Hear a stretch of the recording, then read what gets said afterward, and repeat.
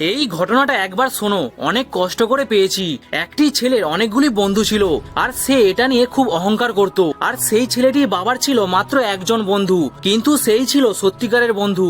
একদিন তার বাবা তার ছেলেকে বলল, তোর বন্ধুদেরকে নিয়ে তুই এত অহংকার দেখাস, চল দেখা যাক আজকে পরীক্ষা করে তোর বন্ধুগুলো তোর বিপদে আসে কিনা। ছেলেটি সঙ্গে সঙ্গে রাজি হয়ে যায়। সেই দিন রাত্রে ঠিক 12টার সময় ছেলেটি তার বাবাকে নিয়ে তার সবচেয়ে প্রিয় বন্ধুর বাড়িতে গেল। দরজায় গিয়ে ধাক্কা মারলো, ভেতর থেকে কোনো আওয়াজ পেল না। তার বন্ধুর নাম নিয়ে সে জোরে জোরে ডাকতে শুরু করলো, তাও কোনো উত্তর পেল না। এরকম অনেক চেষ্টার পর ভেতর থেকে একটা আওয়াজ পেল, মা ওকে বলে দাও আমি এখন বাড়িতে নেই। এটা শুনে ছেলেটি ভীষণ কষ্ট পেল। যাকে সে সবচেয়ে কাছের বন্ধু মনে করত, সে তার সাথে এরকম ব্যবহারটা করলো। এরপর তার বাবা বললেন, চল আমি তোকে সত্যিকারের বন্ধু কেমন হয় দেখাচ্ছি। তারপর তার বাবা তার একমাত্র বন্ধুর বাড়িতে গেল।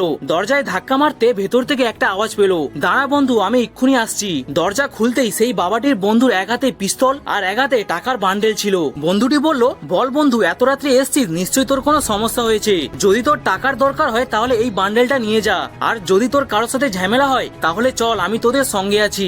এটা শুনে ছেলেটির চোখ থেকে জল আসতে শুরু করলো। তখন তার বাবা হালকা একটা স্মাইল দিয়ে বলল, আমার কোনো কিছুর দরকার নেই, আমি শুধু আমার ছেলেকে দেখাতে চেয়েছিলাম সত্যিকারের বন্ধু কাকে বলে। বন্ধু তো হাজার হাজার পাওয়া যায়, কিন্তু সত্যিকারের বন্ধু খুব কম পাওয়া যায়। আর হ্যাঁ, তোমাদের সত্যিকারের বন্ধুর নাম অবশ্যই কমেন্টে জানাবে, যাতে সেই বন্ধুও জানতে পারে তুমি তাকে কতটা ভালোবাসো।